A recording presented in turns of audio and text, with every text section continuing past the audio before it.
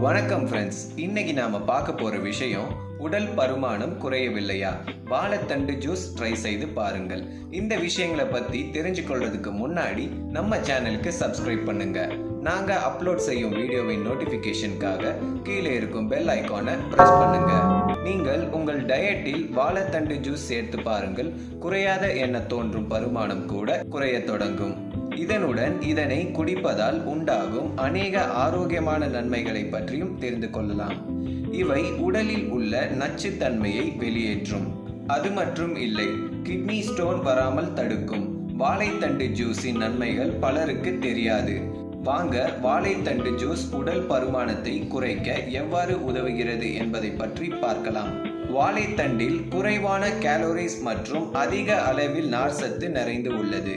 இந்த ஜூஸ் குடிப்பதால் பசி எடுப்பது குறையும்.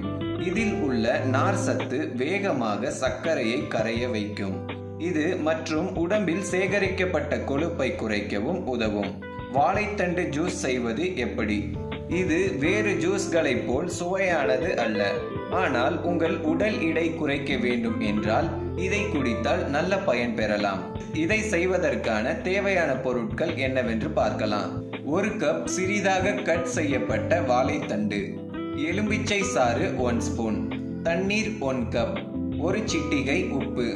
செய்யும் முறை: 1 கப் தண்ணீரில் கட் செய்யப்பட்ட வாழைத்தண்டை சேர்த்து 1 மணி நேரம் உலர விடுங்கள். பிறகு பிளெண்ட் செய்யுங்கள்.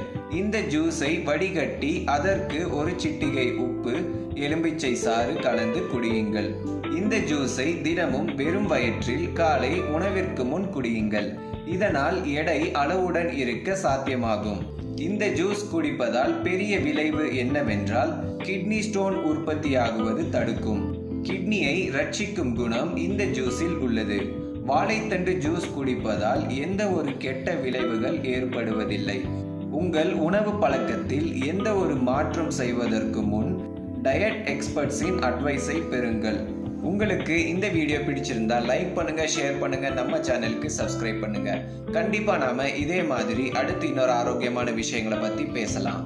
அதுவரை எல்லோரும் ஹாப்பியா இருங்க, சந்தோஷமா இருங்க, முக்கியமா ஹெல்த்தியா இருங்க. நன்றி.